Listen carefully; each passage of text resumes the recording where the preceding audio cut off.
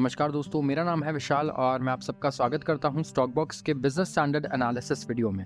इस वीडियो में हम एनालाइज करेंगे कुछ अच्छे बिजनेस स्टैंडर्ड के आर्टिकल्स को जो आपके लिए इंपॉर्टेंट हैं और उनका इम्पैक्ट बताएंगे आपकी लाइफ पर। ये हम करेंगे बिल्कुल ही सिंपल भाषा में। तो शुरुआत करते हैं पहले आर्टिकल से। ये कहता है कि consumption trend lifts FY23 GDP hopes, economist increasingly expecting 7% full year growth. बहुत ही पॉजिटिव न्यूज़ है इंडियन इकोनॉमी के बारे में, और आजकल इकोनॉमीज के बारे में पॉजिटिव न्यूज़ लोग ढूंढ रहे हैं लेकिन मिल नहीं पाती, एक्सेप्ट इंडिया की। Indian economy January to March quarter आप देखें 2022-23 एक्सपेक्टेड है कि ये शो करेगी बहुत अच्छा growth year on year basis पे। क्यों करेगी? किससे ड्रिवन होगा? ये होगा सबसे पहले मैन्युफैक्चरिंग से। मैन्युफैक्चरिंग एक बहुत इंपॉर्टेंट सेक्टर है हमारी इकोनॉमी के लिए, एम्प्लॉयमेंट के लिए भी बहुत इंपॉर्टेंट है। तो मैन्युफैक्चरिंग में अच्छा ग्रोथ होगा और सर्विस सेक्टर में भी बढ़िया कंजम्पशन ट्रेंड दिख रहा है। कंजम्पशन बहुत बड़ा ड्राइवर होता है हमेशा ग्रोथ का, ये आपको पता होगा। इंडिया को क्यों बोलते हैं कि अपने आप ग्रो कर सकता है ग्लोबली अगर स्लो डाउन रहे तब भी? क्योंकि जो 140 करोड़ लोग हैं इनका कंजम्पशन अच्छा खासा बढ़ते रहता है और अभी भी अच्छा खासा है। तो कंपनीज और सेक्टर्स हमेशा ग्रोथ की ट्रेजेक्टरी में रहता है।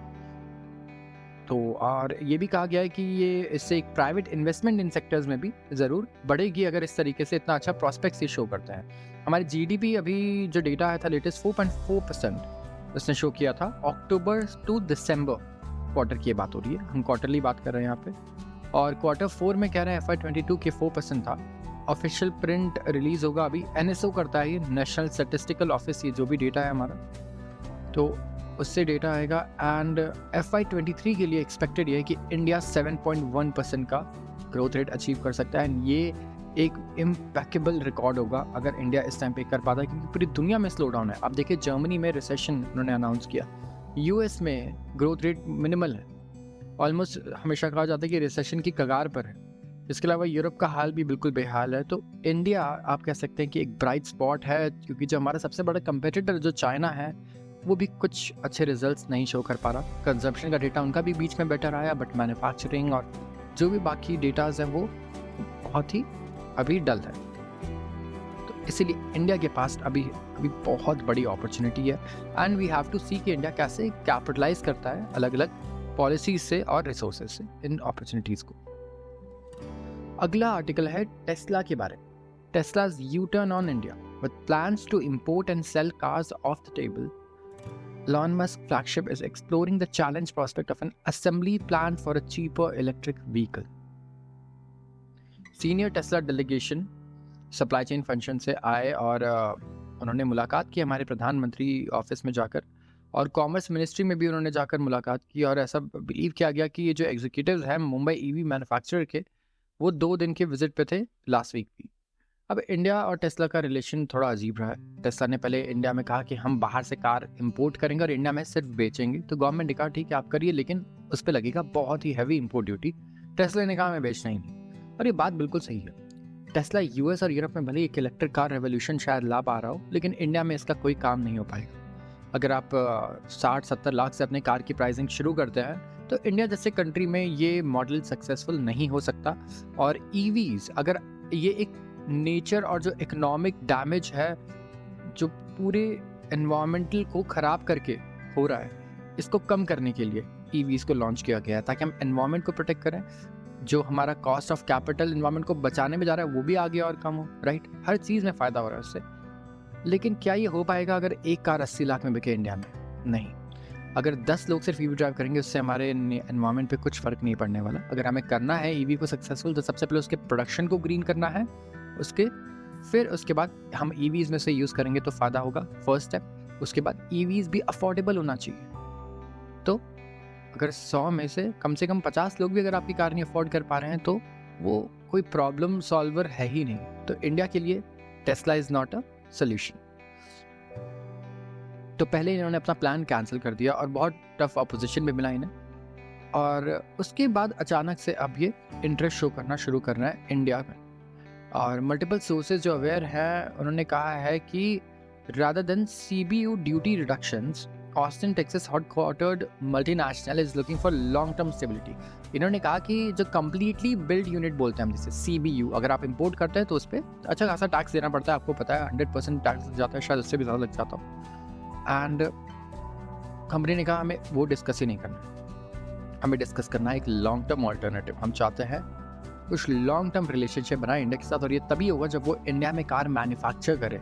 इंडिया की जनता अभी उसे नहीं खरीद पाएगी, इंडिया के लोग अभी नहीं ले पाएंगे ज़्यादा टेस्लास, लेकिन हम यहाँ से एक्सपोर्ट कर सकते हैं। एंड इंडिया एक बहुत ही अच्छा ऑल्टरनेटिव है इस वक्त चाइना का। सबसे पहले यहाँ ग्रोइंग इकोनॉमी है, ग्रोइंग पॉपुलेशन है, यूथ पॉपुलेशन है, स्किल्ड है, इसके अलावा डेमोक्रेसी है, तो हमारी पॉलिसीज़ फिर भी कंटेस्ट की जा सकती हैं एक फेयर कोर्ट में। इसके अलावा आप कह सकते हैं कि अनप्रेडिक्टेबिलिटी कम है, जबकि चाइना और रशिया इस टाइप की जो कंट्रीज़ हैं यहाँ पर ये ऑफ़र नहीं कर पाती ये चीज़ें। तो बहुत सारे एडेड एडवांटेजेस हैं इंडिया में आने पर। और टेस्ला बाकी मल्टीनेशनल्स की तरह भी हेज करना चाहती है हेवी डिपेंडेंस चाइना पर, प्रोडक्शन के लिए भी, सेल्स के लिए भी। चाइना 1/3 रहा है सेल्स का, तो ये भी बहुत ज़रूरी है कि उस पे से भी डिपेंडेंसी कम हो और इंडिया और बाकी नए मार्केट्स को वो एक्सप्लोर करे in case of production and also in case of consumers. तो इस आर्टिकल में इतना ही था, और आखिरी आर्टिकल है, लेकिन इसका सब बेसब्री से इंतज़ार कर रहे थे। जिसकी हम बात कर रहे थे 2-3 दिनों से, एक हफ्ते से, वो था US का डेट सीलिंग।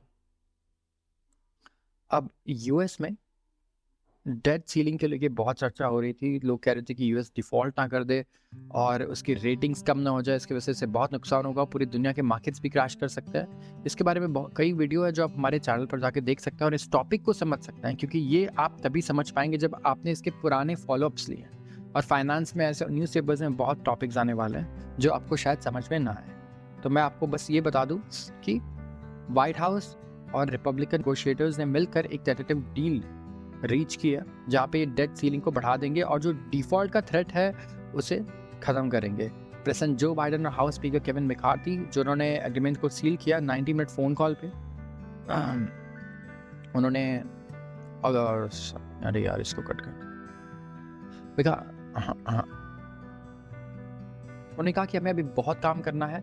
ये एग्रीमेंट इन प्रिंसिपल है, that is worth of American people, लेकिन ये एक शॉर्ट टर्म सोल्यूशन है, क्योंकि इसके बाद जब आपको और पैसे देने होंगे तो आप कहाँ से लाएंगे, कब तक डेट सीलिंग इंक्रीज करते रहेंगे, तो उससे बहुत सारे सवाल हैं। तो अमेरिका ने इसका एक शॉर्ट टर्म प्रॉब्लम तो ढूंढ निकाला है। मान लीजिए आपको किसी को उधार लौटाना है, आपने किसी और से लेके दे दिया, उसे किसी और से लेके दे दिया, लेकिन आप कब तक ये करते रहेंगे? कभी ना कभी ऐसा टाइम आएगा जब आप किसी से मांग नहीं पाएंगे, राइट? ये वैसा सीन नहीं है। ये केस है पाकिस्तान के साथ, लेकिन US किसी और से उधार नहीं ले रहा, लेकिन इस तरीके से डेट सीलिंग रेस कर रहा है और डेट रेस कर रहा है मार्केट से इतना ज़्यादा, ये बहुत ही हानिकारक हो सकता है और ये कोई लॉन्ग टर्म सोल्यूशन नहीं है, ये कभी रुकने वाला नहीं है। तो लेट्स सी आगे क्या होता है। यहाँ पे कुछ डील में कंडीशंस भी थे, जैसे कि कैप था डिस्क्रिशनरी स्पेंडिंग पे, जो भी नॉन डिफेंस डिस्क्रिशनरी स्पेंडिंग है, जैसे कि हाउसिंग, एजुकेशन, रोड सेफ्टी, उस पर कैप लगाया गया कि इसमें से इतना पैसा इतने पे खर्च कर सकते हो। तो आज का इस वीडियो में इतना ही। अगर आपको पसंद आया तो दोस्तों के साथ शेयर ज़रूर करें, इस वीडियो को लाइक करें और हमारे चैनल को सब्सक्राइब ज़रूर करें। धन्यवाद।